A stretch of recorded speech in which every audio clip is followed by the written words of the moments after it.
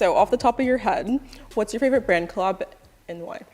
I would say probably Bister Collection because I've worked with a bunch of their different villages and I get to travel with them, which is probably why it's my favorite. So I've been to Barcelona with them, Milan with them, London, Dublin, and they have other villages across as well. And they're just like different shopping villages. So it's definitely my favorite. And I love working with the team. Like they're all so great. Yeah. I love Bister. I went this weekend actually. Oh, really? So, Did you get anything? Yes, I went to Sweaty Betty, I think, and I got some like leggings because I've been trying to add to my athleisure. Yeah. Because it's all just like I have like 3 pairs of leggings. Yeah, that's it. That's a good place to go. I needed more. What's your favorite brand collab? Okay, so my favorite one is probably a dress company called Mila. It's a Ukrainian brand, and they started as just like a bridal company, so they only did the gowns and things like that. And then they kind of created like a sister brand where it's more dresses, like evening gowns or like bridesmaids and things like that.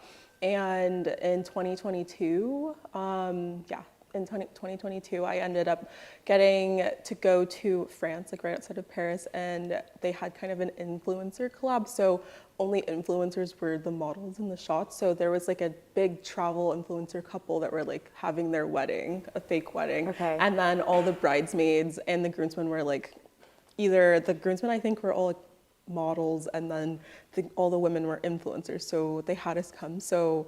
But it was also a collab, so it wasn't just like a trip. Yeah. And then since then, I've worked with them a few other times, and if I need anything, they're always super sweet. So that's probably my favorite one because it just matches my style a lot. That's fair. That's really cool though. Also a fake wedding? Yeah, I mean, they were engaged, so like Okay. it was good. Like they're a travel couple, so it aligned with their content, and I think that was what was really cool is everyone that was there, it aligned perfectly with what they already did. Yeah. And it showed that they did a lot of research because I find a lot of times brands don't do any research. Yes. And you end up in events or collabs or places that you're like, or even why the am I here? emails, like the reach out, they're like, we love the content you post, like it would go so well with our cleaning product. And I'm like, and you're like, I've never cleaned in a video in my life. My favorite is when I get like, we're looking for people between 30 and 35 with children, and I'm like, who did you where send did this you see a child? Yeah, There's no children here. How did this Yes. happen? So yeah. So it was really nice that it was like very aligned to me. And I'd never gone on a trip where they paid for the travel and paid for everything. And it was really nice because I felt like for the first time that I felt like it was worth doing all of this for a company because they put it back into you. Totally. So that's my favorite one. Okay. Do you prefer complete creative freedom or a big budget? That's a great question. Okay, 2 things with this one, I think, is because I find that organic content is obviously how people find you, because people don't want to watch ads. Right. Which is fair because I get it. And a lot of times they can be really annoying and very much sales. And that is off-putting to just someone that finds your account.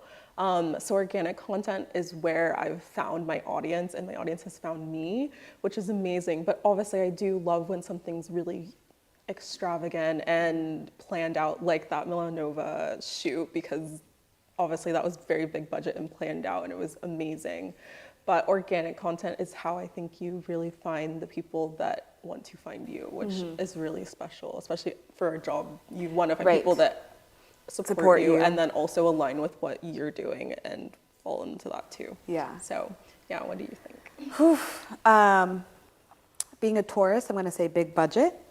But I also think when brands reach out, if they get to know you, like if they do their research, will reach out to you and kind of give you creative freedom already, which is really nice because they want it to do well and they know that like a scripted ad is not going to do well. So they're like, oh, why don't you do the what's in my cart version, but for us? And I'm like, that's perfect. Like we align so well there. If the budget happens to be big, that's amazing. But I think the people behind the brands are smart enough to know like what's going to work is that creator doing their own content and just integrating the brand into it as well. Yes, that was one of my goals this year, is to have more jobs where it felt natural and it wasn't just like, here's this item that I got and I hope that you really like it and I really like it. And then, because it doesn't give anything and it's not personal, I am trying to do more where it's kind of integrated into what is already happening and it's not just like, buy this, this is, I'm selling this, this is this, because I'm not a sales girl, like it's just not what I do this for, so it's really nice when it integrates smoothly. So. I agree. I was just talking to my manager about how sometimes I think it's kind of hard to work with new brands that you haven't used before, worn before, any of that, because I don't want to come off as, like, I don't want to be like, buy this product, I've actually only had it for 2 weeks. Yeah. But I also want to Yeah. work with new brands. And she was just saying, she's like, well, you can always, like, we can work with the brand and you can try the product and then you can share your opinion on it and then you can do an ad for it and all of that, which is really nice. But I think that's kind of a tough line to walk because, again, you don't want to just be pushing things out just to push them out. Exactly. So I've only had 2 brands, I think, ever do that, and they were both for beauty, so it was like hair care. Yeah. So they sent over the whole line a month before they ever wanted me to do anything, Okay. just to see, first off, if it actually worked for my hair, because you never know with beauty and skincare and hair care, because it just might not work. You could react to it. It could Right. do something, you know, and so it was really nice that I had to kind of trial it out, and figure it out if it actually worked for me before telling people this works. Right. Which, you know, because we don't want to share things that don't actually work with people. If you had to pick one outcome in a collab, which would you choose? Would you rather have a tight turnaround or delayed payment? Okay, depends how delayed, because some brands you have to chase after, which is, I'm like, I don't know. But I think tight turnaround, because I feel like I'm financially responsible enough that a delayed payment wouldn't affect me. Yes. And I don't mind a tight turnaround because I'd rather get it done and have to do revisions and stuff rather than like dragging out and waiting. And I just like getting things done and crossed off. So tight turnaround.